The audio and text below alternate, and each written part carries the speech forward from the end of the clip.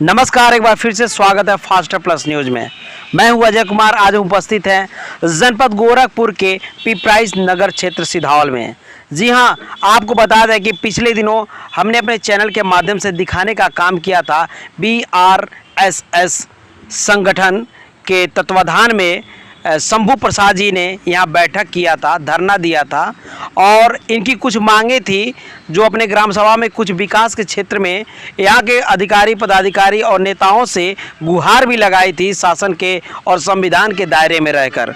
जी आपको बता दें कि पिछले दिनों इन्होंने काफ़ी धरना दिया था, जिसके संदर्भ में यहाँ के प्रशासनिक अधिकारी जो नायब तहसीलदार जी आए यहाँ उपस्थित हुए थे और इनसे ज्ञापन भी लिए और उन्हें धरना बंद करने के लिए आश्वासन दिए और इनके कार्यों को पूर्ण कराने का भी आश्वासन दिए। लेकिन आज फिर क्या ऐसी वजह है कि फिर से दोबारा ये शंभू प्रसाद जी यानी BRSS शंभू प्रसाद अंबेडकर जी BRSS के संगठन के राष्ट्रीय अध्यक्ष जी फिर से इसी स्थल पर धरने पे बैठ गए हैं। आखिर वजह क्या है, फिर ये क्यों बैठे हैं, आइए इनसे बात करते हैं और जानने की कोशिश करते हैं।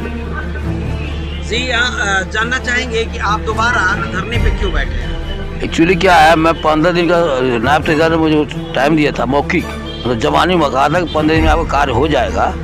तो 15 दिन के इंतजार करने के बाद 16वें दिन मैंने इनसे संपर्क किया उनके कार्यालय पे, लेकिन वो नहीं मिले।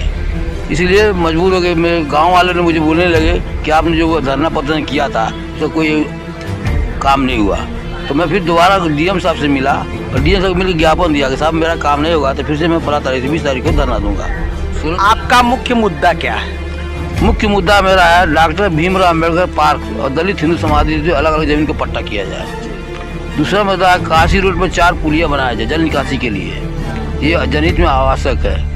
तीसरा मुद्दा है ग्राम सभा सिधावल में मेन रोड पे स्पीड ब्रेकर और सावधानी बोर्ड लगाए जाए, जो आए दिन एक्सीडेंट हो रहा है मेरे ग्राम सभा में और मेरे ही गाँव सभा के लोग चोटित हो रहे हैं। चौथा मुद्दा है ग्राम सभा सिधावल में कोविड-19 का टीका कैंप के माध्यम से लगाया जाए, बहुत से लोग बाकी हैं हमारे ग्राम सभा में। पाँचवा है मुख्यमंत्री कोटे से हरिजन बस्ती और सिधावल में पूरे सिधावल में पक्की नाली और सड़क की व्यवस्था किया जाए। क्योंकि चेयरमैन साहब कहते हैं हमारे टाउन चेयरमैन के कि हमारे पास बजट नहीं है, इसलिए मैंने मुख्यमंत्री कोटे से मांग किया हूँ। पिछले दिनों नायब तहसीलदार जी आपके पास आए थे और धरना बंद करने के लिए भी कहें और इस कार्य को भी लगभग हो जाने की आपको आश्वासन भी मिला। क्या मिला आपको, क्या अब तक उस पर? हमारे साथ में नायब साहब भी BJP गवर्नमेंट की तरह झूठा आश्वासन दिया, क्योंकि BJP गवर्नमेंट के अंदर सारे अधिकारी भी उनके ही हैं। जैसे वो लोग बोलते हैं वैसे वो बोलते हैं बेचारे। लिखित में आश्वासन नहीं दिया मुझे, अब मुझे लिखित में आश्वासन चाहिए तभी मैं धरना खत्म करूँगा।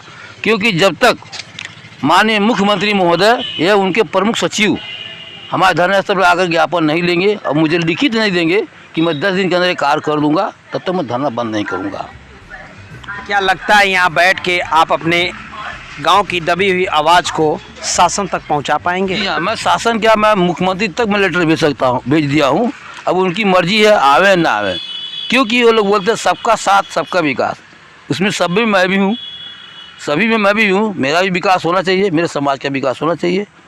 अगर कहते हैं कर देते हैं तो अच्छे हैं, नहीं कहते तो मैं। आज आप अकेले यहाँ बैठे थे कुछ दिन विगत धरने पे, लेकिन आपके साहस को बढ़ाने के लिए स्वर्गीय यहाँ के भूतपूर्व विधायक स्वर्गीय केदारनाथ जी के बालक डॉक्टर आशीष जी आज आपके मनोबल को बढ़ाने के लिए, आपके साथ देने के लिए यहाँ उपस्थित हैं। क्या कहना चाहेंगे? मैं उनका धन्यवाद देता हूँ जो मुझे बुरे वक्त पर साथ दे रहे हैं।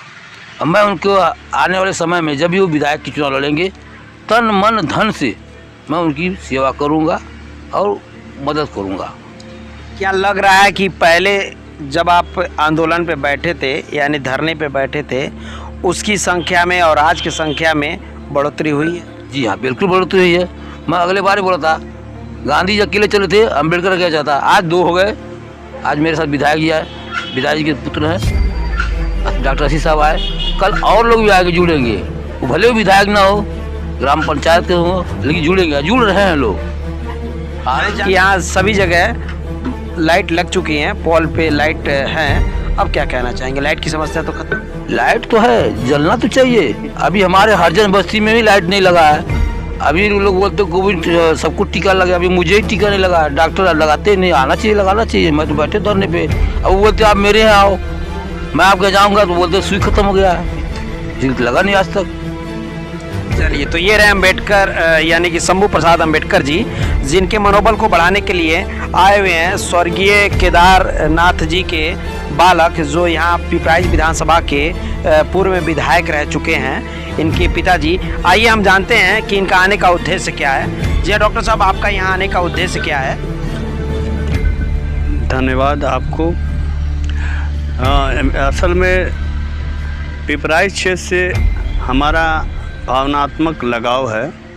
यहाँ से हमारे पिताजी को यहाँ की जनता ने 2 बार विधानसभा भेजा है, तो इस क्षेत्र का ऋणी हूँ और वह ऋणी हमेशा रहूँगा। और इस क्षेत्र से ऐसा महसूस होता है कि ये पूरा क्षेत्र मेरा परिवार है और परिवार के लोगों का सुख और दुख मैं अपना समझता हूँ।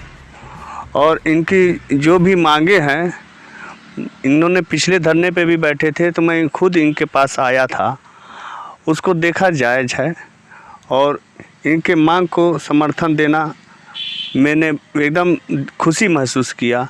इन्होंने जो बातें कही हैं वाकई में वह चीज़ें मैं देख रहा हूँ कि यहाँ की एक महत्वपूर्ण आवश्यकता है। अब जैसा कि इनका यह अपना खेत, यहाँ का इलाका बाढ़ग्रस्त हो जाता है और इन्होंने यह बताया है उसका उपाय यह है कि 4 पुलिया बनाई जाए तो बाढ़ का पानी जो है वो दूसरे तरफ से निकल जाएगा।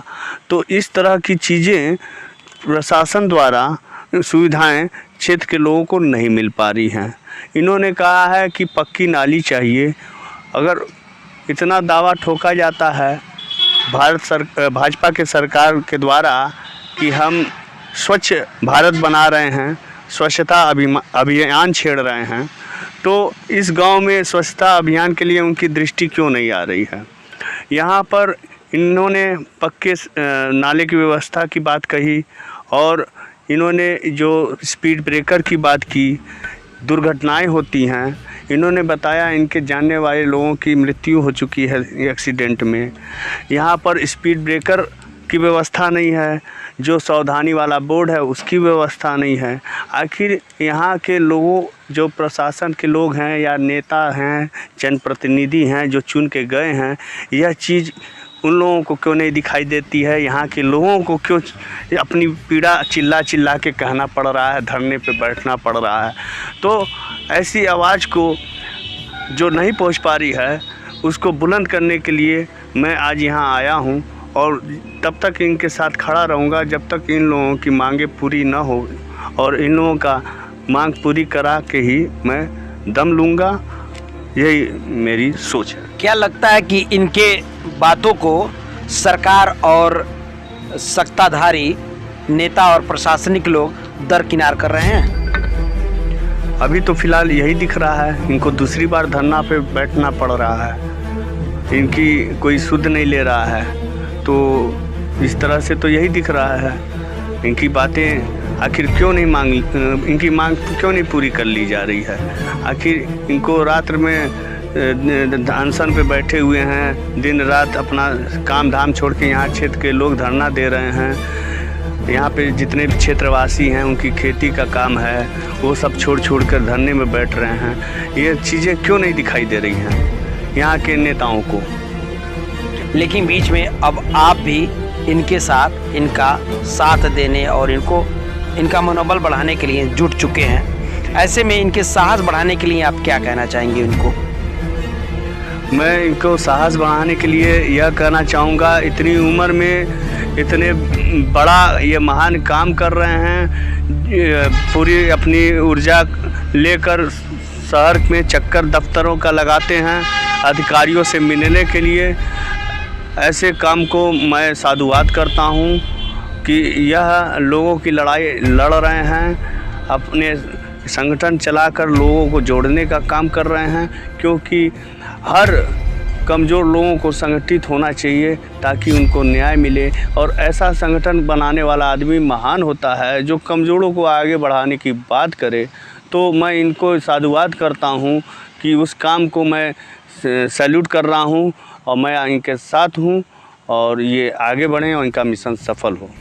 हमारे चैनल फास्टर प्लस प्रशासनिक अधिकारियों को यह संदेश देना चाहते हैं कि आप लोग इतनी बढ़िया परीक्षा पास करते हैं IAS PCS का, आप लोग उस समय तो कितना दिल से खुश होते हो कि बहुत बड़ा परीक्षा पास कर गए, लेकिन जब आप लोग ड्यूटी पे आते हो तो अपने सारे टैलेंट को ताला लगा देते हो और नेताओं के गुलामी में, नेताओं के नौकर बन के उनके हिसाब से काम करने लगते हो। तो मैं ऐसे प्रशासनिक अधिकारियों से यही संदेश देना चाहूँगा कि ऐसे नेताओं का विरोध भी करना सीखिए। आप लोगों को कह दिया जाएगा कि जिला पंचायत में नामांकन करने से रोको, उसको निष्पक्ष चुनाव होने नहीं दोगे तो आप लोग तमाशा बन के देखते हो। आप लोगों को कह दिया जाएगा कि हाथरस में बलात्कार पीड़िता के पास पत्रकारों को मत जाने दो तो आप लोगों को घेर लोगे, वहाँ पे आप लोग नेताओं की ड्यूटी करने लगोगे।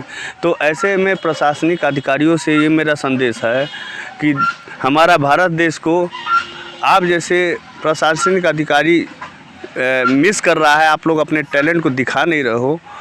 हमारे देश में आप जैसे टैलेंटेड लोगों को थोड़ा सा विरोध करना भी चाहिए और विरोध करके नेताओं के गलत चीज़ों का विरोध करके कुछ अच्छा संदेश देने का भी काम करना चाहिए। धन्यवाद नेताजी। और मैं SP अम्बेडकर यानी शंभू प्रसाद अम्बेडकर जी से मैं चाहूँगा कि मेरे चैनल के माध्यम से क्या अपील करना चाह रहे हैं इस धरने को लेकर। मैं अपील ये कर रहा था कि मेरी मांगें जल्द से जल्द पूरी हो और CM साहब अपना समय दें दलितों को। जैसे बोलते हैं मैं दलितों का भी नेता हूँ, सबका नेता हूँ, उसी तरह मैं भी एक दलित हूँ। मेरे यहाँ आवे, मेरा ज्ञापन लें और मेरी मांग को पूरा करें। तो धन्यवाद। तो ये रहे नेताजी जो आमरण अनशन पे बैठे हुए हैं अपनी मांगों को लेकर, अपने गांव के विकास के लिए, अपने क्षेत्र के विकास के लिए दिन रात धरने पे बैठे हैं। पिछले भी बैठे थे, इस बार भी बैठे हैं। चूँकि इनको लिखित आश्वासन नहीं मिला है, मुजबानी आश्वासन मिला था जिसको लेकर ये नाराज़गी जाहिर किए हैं और फिर से यह अनावरण अनशन पे बैठ चुके हैं। और इनकी मांगें जब तक नहीं पूरी होने वाली है तब तक ये उठने वाले नहीं हैं। इनके साथ और इनमें आत्मबल को बढ़ाने के लिए पूर्व केदारनाथ विधायक जी के सुपुत्र भी इनके साथ जुड़ चुके हैं और इनका सहयोग करने के लिए तन मन धन से एकत्रित हैं।